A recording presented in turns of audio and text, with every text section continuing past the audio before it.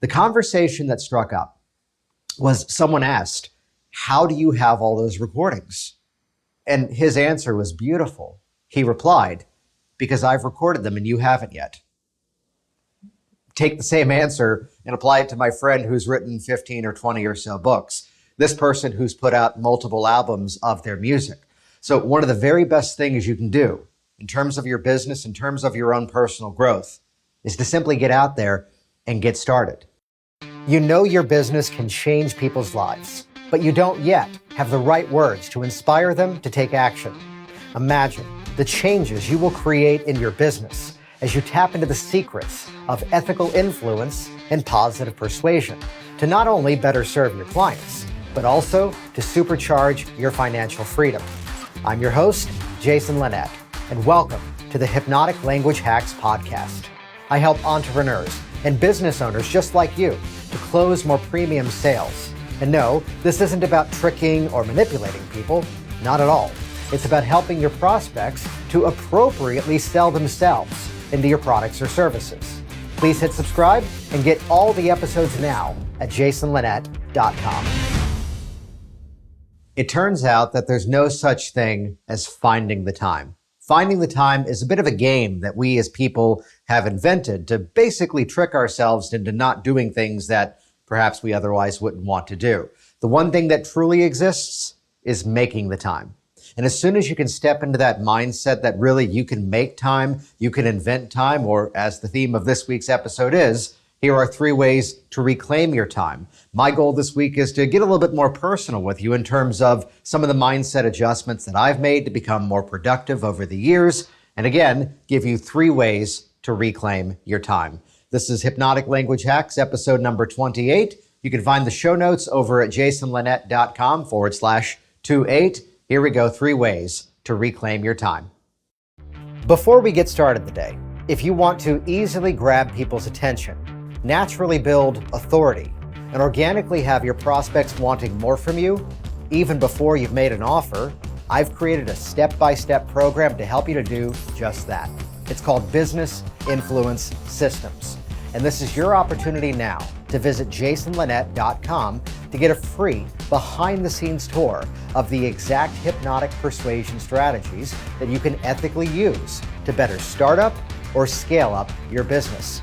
If you want a proven framework to boost your confidence, attract premium clients, and inspire more people to take action with you, get Business Influence Systems now at jasonlinett.com.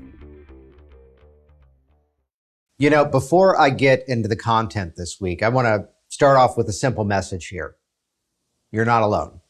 And what I mean by that is that so often, many of you out there are in some sort of segment of your life where there's some business goal that you're going after. There's something bigger and better that's out there, and you're going to be the one to make that happen.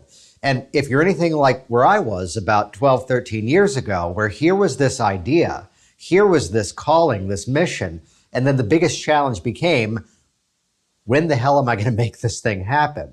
And again, from the intro a few moments ago, the idea that the discovery of that making the time is only really what exists. And the simple truth is, it's not until we capture 3 of these themes I'm about to share with you that any of that can take off. But what I want you to know is that for anyone out there that you'd look up to, for anyone out there who you'd emulate or perhaps want to model in some way, chances are they were in a similar spot in their life along that journey too. And here's one of those little filters to have in the back of your mind perhaps. Your specific story, your specific background is why people need to hear your message. People need to benefit from your specific product or service because there's something about the way that you do it. And there's something aligned with your brand, your business, and even with your story as to why this needs to become that ethical must that message has to get out there. Which I share that, which I know this is an episode all about time management. I share that because once you have that sort of rules of the universe beneath all that you do, once you attach that, now classic message of find your why and put that mission behind all that you do, it makes it a whole lot easier. I hate the idea of hustle and grind, that it just kind of creates this sort of meme culture that's just some sort of superficial post. But there's something to be said about, putting in the effort, putting in the work. I was at a marketing convention a number of years ago, and I'm sitting at a table, and there's a guy there that specifically does financial advice. He brings people into a financial consulting program and runs a community around it too. And the conversation broke out at the table. It was like lunchtime at the Traffic and Conversion Summit a number of years ago. And he mentions that he's got 1,500 recordings, these little quick digest 15, 20-minute audios, which even goes so far back, they kind of even predate podcast, when nowadays he could probably just repurpose those as podcast episodes. The conversation that struck up was someone asked, how do you have all those recordings? And his answer was beautiful. He replied, because I've recorded them and you haven't yet. Take the same answer and apply it to my friend who's written 15 or 20 or so books. This person who's put out multiple albums of their music. So one of the very best things you can do in terms of your business, in terms of your own personal growth, is to simply get out there and get started. Now, my goal with this week's episode of Hypnotic Language Hacks, as we often do, is to go inside of the strategies and unpack some of the hypnotic principles, some of the inner thinking that actually makes these things even more possible. So it's where I wasn't always as good as I could be nowadays, and there's always room for growth and improvement inside of this. But to have that understanding that time is one of those things that, like money, we could spend it, we could invest it, we could squirrel it away, we could squander it, we can do all sorts of things that are either appropriate or inappropriate, helpful or not helpful. So my goal this week is to, again, give you specifics that you can do with your time. We're going to start with some bigger picture themes here, and I'll share some specifics along the way too. That being said, as is often my style, we completely outlined out this episode and came up with 3 specific subject line headers to present all this information. And now that I'm standing here, there's a 4th one. But you know what we're going to do? Get ready for the cliffhanger. That'll be next week's podcast episode. How about that? So let me give you the overview first, then we're going to get into the specifics. 3 ways to reclaim your time. You're going to notice the theme here. Book yourself, batch yourself, prioritize yourself. One more time. Book yourself, batch yourself, prioritize yourself. Which the intro into part 1 of this, booking yourself, would be simply time is one of those things that if you're not tracking it, it easily gets away. Have you ever had that moment where you stepped onto a scale and suddenly the numbers surprised you? Have you ever had that moment where suddenly you looked at your bank account, having not looked at it in a couple of days, and suddenly it was a lot lower than you expected? Or maybe you played that look, don't see game, with your credit card, that finally when the statement arrived, and maybe you let it sit on the table a couple of days without opening it, or maybe you haven't logged in. Here's the letter from, the IRS or wherever, and you're playing that game of if I don't look at it, it doesn't exist. Schrodinger's tax bill, as it were. Time is one of those things that in the same vein, that if we're not really monitoring it, we're not going to be able to really master it, is the simple mindset to adjust here. So this is where, running some sort of calendar, and the beauty of nowadays would be the fact that there's so many different ways to do this. Hell, even your smartphone has a calendar app built into it and the abilities to make it connect with other apps all around the internet. Now, as much as in recent years, I've moved all of my stuff over to the Apple platforms, everything iOS in terms of my phone, my tablet, my desktop, and my laptop. The truth is, I'm still using Microsoft, what is it now called? Microsoft Office 365, which just for the benefit of it's an Exchange server. And as soon as I update something on my phone, it's updated on my laptop, it's updated on my desktop, it's everywhere. It's integrated into my Calendly system. So people can't book that time, which just spending a little bit of time, which whether you use what I use or whether you use something else that fits you better, just to take those little steps to start to manage that time better. The same thing that you've heard the advice of setting aside some money every paycheck so that now it can invest over time and let the money grow. What's the best time to plant a tree? Either right now or 30 years ago. Only one's an option today. So before we get into any of these details, especially talking about book yourself, find or create your own mechanism to control your own time. Now, when I say book yourself, this brings up an interesting story. A friend of mine, she was a massage therapist.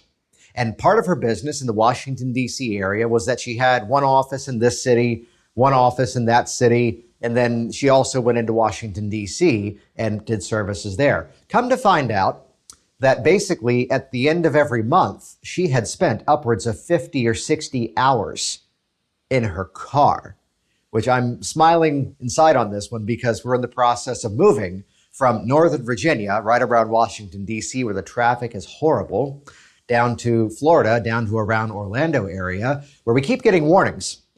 There's a lot of traffic here. I'm like, yeah, try me. So she realized that here was that conflict with time. So much time was being wasted. And so she made a simple change inside of what she did.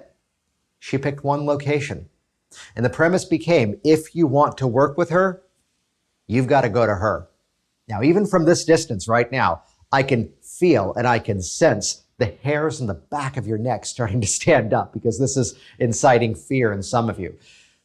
You can probably guess, though, the result as to why I'm telling you this story. Because clearly I wouldn't tell you the story of, here's what she did, and it didn't work. No, it worked wonderfully for her because what happened instead? Suddenly now, the people who were coming to her were the people who were the most excited to work with her. The people who were the most passionate. They were willing to drive that extra half an hour to work directly with her. Now, at that point in my story, I heard this, and it created a shift inside of my mindset because back in those days, the primary focus of my business was seeing individual clients, operating as a certified professional hypnotist, seeing clients one by one.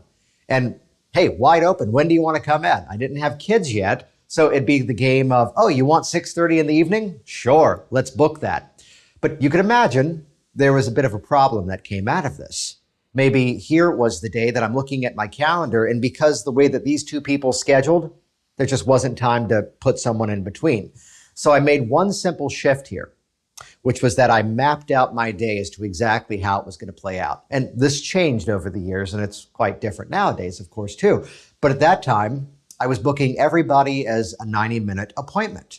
This is all one-to-one consulting, coaching, basically. And not every session was an hour and a half, and I put it into my paperwork that we schedule a full 90 minutes, so we've got the time if we need it. Though most times, the first time we meet, it takes the full hour and a half. And then sessions after that are perhaps an hour on average, anywhere between 45 to 75 minutes. This way it was never building the expectation of dollars for hours. Quick side note to this. There was a time where I was doing an assembly program for high schools. Framing is everything. That's a big thing we teach over in business influence systems in that community. If I put on paper that the program that I offered was $1,200 for an hour, I was saying that to a school teacher who, to say it politely, was not earning $1,200 an hour. Then again, neither was I. Here's all the years of training and experience. Here's all the time and preparation. Here was the travel down to Chattanooga, Tennessee to do the program at that specific school. Here was the travel back. I learned at one point, if a school ever asked me, and this is no longer a market that I'm in though, but if a school ever asked me, hey, can we do a half an hour program?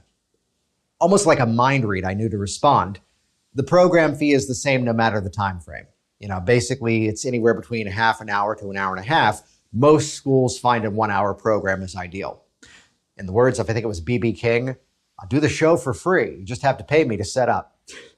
So it was no longer the game of the hours, but if I said it was a 1 hour program for $1,200, they'd go, wow, that's a lot. If we change the language around that, then it became the program itself is an investment of $1,200, and the length of the program is flexible to meet your needs, anywhere between a half an hour to an hour and a half. Most schools, some of you are smiling because you know that pattern, most schools find a 1 hour program is ideal. So setting the time frame, I mentioned this first point of book yourself, because what I began to do was I mapped out my day.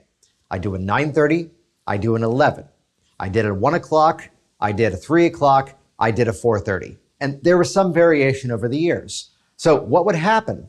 Again, we'll start to strike fear in some of you. The person would reach out and they'd go, hey, could you do like 3:15? And I'd be able to respond, I can do a 3 o'clock on Thursday. What would they most often respond? Great. Or they'd say, no, I can't do that. Could you maybe do it at 3:15? Well, my 4:30 is open. And again, they would find a way, finding versus making, they would find a way to make that work. Now, in terms of booking yourself, as soon as you do this, as soon as you map out those specific hours, you've now created a sense of freedom.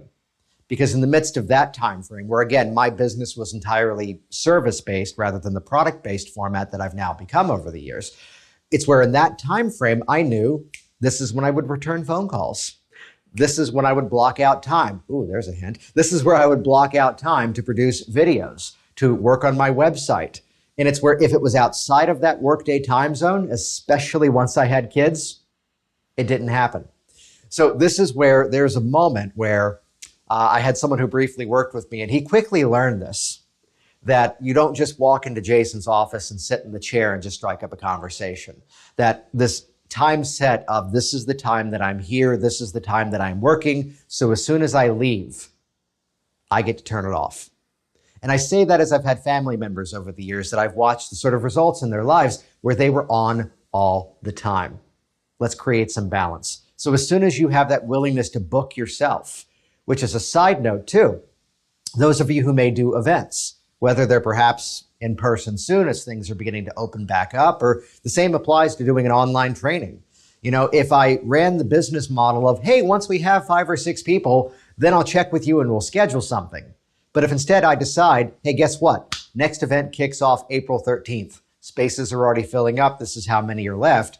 I would sell that event out faster. We'd be bringing more people in because I booked myself, which this is just some playful language around this. It created an artificially full schedule. Now, artificial is perhaps not the right word because my schedule was full because I wasn't doing anything else the week of the training as it was at that time. But it's where now I had the ability to say to my clients, well, my schedule is full the week of April 13th. However, the week beginning, whatever it would be, April 19th, I have Monday open that day. What's best for you? So just that willingness to put things on the calendar. And as a preview, point number 3 is how we really reclaim that time. So look at your time, start to prioritize it out the same way that even a lawyer would book by 10-minute increments sometimes. Schedule that time out, decide exactly when you're going to do things. If you don't claim the time will not claim you.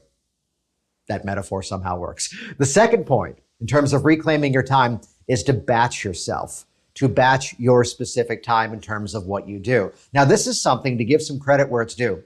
This is something that I modeled from reading Tim Ferriss, 4-Hour Workweek, and in terms of batching by mode. So, for example, here's a day last week where I knew here's a new webinar sequence we had designed out for a segment of my business. And basically, it was going to be repurposing an older campaign and just updating it with newer content, newer headlines, linking to the existing webinar that we're now promoting in that segment of the business. And the whole idea was, let me now schedule out time, which is just about writing. Think about that for a moment. Where the only mode of that time frame that I booked in my own calendar, the only mode that was there was writing. I wasn't answering my phone. I wasn't producing videos. I wasn't even responding to emails. And in fact, I turned all those things off. For those of you that are watching me right now over on the Jason Linett website or maybe on YouTube, I have an Apple Watch on, which is set to that fancy theater mode, which means it doesn't do anything. It doesn't send me alerts. It doesn't do the little haptic tap thing. It doesn't buzz or vibrate. The time where I'm working in that, I turn off those distractions and I let that be that sole focus of what I'm doing in that specific time. So by going into that mode of batching, this is one of 2 podcasts that I host. And when it comes time to record, I'm batching that time because think about this for any of you who have done any kind of content creation. Your biggest time suck is often setting up and taking down. So once the lighting is up, and I'm right now filming this in a funny time frame. I'm filming this in February. This will probably release late February, early March. And I'm standing in an office that I'm leaving behind in Virginia. And in fact, just to kind of paint the picture for you, even if you're watching me right now or listening on a podcast player, all of the stuff on the walls has now been packed away. In 2 weeks' time, there's a group of counselors who have signed a lease and they're renting out this office that I purchased for at minimum the next 3 years. And because there's less furniture in the room, I didn't want to bring my sound buffering stuff. Never, ever put hardwood floors in an office. Let's just get that out of the way. I don't regret having them because they're gorgeous here. They're actually luxury vinyl plank, even more durable, it turns out. But the sound echo, I have a rug piled up in a floor on top of me. To my right, there's a ladder with a blanket over it, and that's how we're not being drowned out by echo right now. There's a little bit, but not as much as there could be. What I'm getting at here is the whole idea of, again, the setup and the takedown. I know the cameras are balanced. I know the microphone has fresh batteries. And now that allows me to just turn the camera on and just produce. So I do the same thing if it's time to record audio. I do the same thing if it's time to film a course. I do the same thing if it's recording a podcast episode. How many key things can I do of a similar style in one sitting? Now, here's the unknown sort of surprise benefit of this. You're drafting as it is. Here's a webinar that we've produced that has a follow-up sequence over the course of about 10 days. The benefit now, there's a through line of communication that's familiar in the 10 email sequence that follows it up. It doesn't feel like it's all scattered because I wrote it at different times, because I didn't write it at all different times. This is one of those things that, again, we can claim something as a strength of ours, that ability to batch our time and do things because this is the mode in which that I'm working. This is the mode of, and think about it in terms of what we call representational systems inside of hypnotic language patterns. When I'm moving, when I'm listening, when I'm watching, when I'm writing, when I'm typing, when I'm editing, and I'm going to put that stuff together. And back to point number one, I'm going to book myself because this is the time that I do it. I mean, to walk through the rest of today, I know I'm filming one more episode to have it ready in the can before we travel down south. I'm recording 2 episodes of the other podcast, but I've put those 2 episodes to record like sandwiched around a Zoom meeting that I've got with people that I work with for an ongoing project. So that's the time that I'm going to be in Zoom mode in front of the computer with the headphones on, recording just simply audio or doing a meeting in that context. So look at the question of what is this event like? And organize your day, batch those things together so it's not the get up, get down, set up, take it down nonsense. So far we've covered book yourself, batch yourself. The third part is one of my favorite. In addition to the bonus number 4, which will be next week's episode, listen carefully. Point number 3, prioritize yourself. The biggest conference in the hypnosis industry is called HypnoThoughts Live. And actually, previous guest on the program, Scott Sandlin, I believe episode number 20, was the one who created hypnothoughts.com as an online forum. And over time, that morphed into a public community, which is now that annual convention that happens in Las Vegas. 2017, I had the great honor to give the keynote there. I bring this up because there was a moment I was giving a presentation at that conference. So there's 100 people in the room. And I start to talk about the theme I'm now introducing to you. And a hand goes up in the air in the back of the room. And I tell you, you could hear the fear in her voice that she was a therapist. And the whole story was, I see so many people, I don't have the time to produce videos. I'd love to do a podcast, but I don't have time to record it. What should I do? And the answer was this third point: prioritize yourself. So here's what's different about prioritizing yourself versus booking yourself. So we may have those moments where something is booked and we make a small adjustment. You know, for years in my business, and yes, this is a bit of reframing as we call it, I've never had a cancellation fee. No, I've had a rescheduling policy. It's the same thing, but the ear hears it a very different way. I also have, in addition to a rescheduling policy, a don't be a dick policy. So here's my person I was working with last week, who the kid was sick and her husband may have been exposed to coronavirus. And she goes, I know we can be spaced out. We were meeting in person. I know we can be spaced out. Should I come in? I go, no, let's just reschedule. You know, she'd done the test. Let's wait 3 days to see what the results come back. My schedule's mostly open at the moment because I'm not taking new people in person anymore. So let's make this adjustment. Oh, what about the rescheduling fee? I go, I know the guy who enforces it who can also ignore it. And she laughed at that and we simply moved on. So we can adjust things on our calendar. That being said, I know, just to map through my time frame here, I know Monday in 2 weeks from the time of I'm recording this, that's the time that my wife and I are going to the settlement office to sign the papers on the closing of the house. We're moving. I know Tuesday, here's the time frame that the buyers and the sellers don't have to be in the same room, and especially they're being more cautious around that. You know, in the midst of a pandemic. And that's that time frame that even though we don't have to be there, I've kind of gone in and prioritized myself. I have blocked out the entire morning from 9 in the morning until 1 in the afternoon, just in case, we need a copy of your passport, just in case we need this document for whatever reason, just to be available just in case. Same thing. I have a slightly newer car. This is not, you've heard me enough on this podcast make fun of, the people who do the fancy photos with the sports cars. I got the plug-in Prius because there was a tax credit. Yeah. But I've got that one last service, which was included with the purchase of my car, oil change, rotate the tires. And it's sweet. Let's do that before I head south. And that's Thursday morning that week. That's time that I've scheduled in. And here's the kind of somewhat, let's call it birthday, giant air quotes, get together, our going away thing we're doing with our kids and some of their friends, where it's going to be in an outdoor space and, all the distancing and all of that. And that's now in the calendar, which means here's the catch. This goes back to the story of the woman at that conference. Someone calls me up and says, Jason, I really need to work with you. Could you do Saturday morning? The answer is no, I'm booked at that time. Or I'm just brutally direct and say, no, that's time I'm with my family. Or there was a moment where here's a live training that I've done for 5 or 6 years that we then turned on the cameras, shut off the entire calendar for a brief span of time, and packaged it into an online training and online community now. Remember the story of the guy going, I have these recordings because I've created them and you haven't yet? The most important word there is the word yet.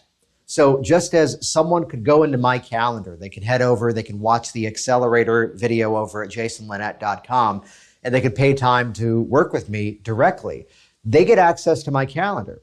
And I'll tell you right now, this is the reason that I started using calendar software in my computer, in my business. Because the difference would be if I saw it on the calendar, I'd go, oil changes are cheap. I can just do that once we're down in Florida and cancel out that appointment. Just to use a silly example here, I could make that judgment. But if I've blocked that time out and then I'm sending you my calendar, here's what's different. You can't book that time because I've prioritized it. So here's a time frame where I said a little joke around artificially filling up your calendar. Here's where I was filming an online course, something I'd been teaching live for a bunch of years. And the clients were seeing there's a 3-week wait to even get on a phone call with me. Why? Because if I put in those hours, I can reach you, I can reach a bigger audience, I can create something even bigger and better. So think about these 3 goals, and I'd encourage you, let's do this. If you head over to the show notes at jasonlinett.com, jasonlinett.com/28, that'll bring you over to the show notes of this episode. And you've already heard it, but we'll get fancy with this. I'll have my designers, there's a hint of prioritize your time, number 4. I'll have my designers make this pretty and make this something you can just print out and put somewhere visible in your workspace. Because I'll tell you, these are the 3 things that I keep looking at times, even though I've got a countdown in terms of when I'm out of this office and the next crew of people move in and it's theirs for at least the next 3 years. So head over there. You can get this as a resource, and I'd say just print it out. Put it as the desktop on your computer. Let this become that reminder that time is one of those things that as soon as you harness it, as soon as you claim it for yourself, you've got greater control over it.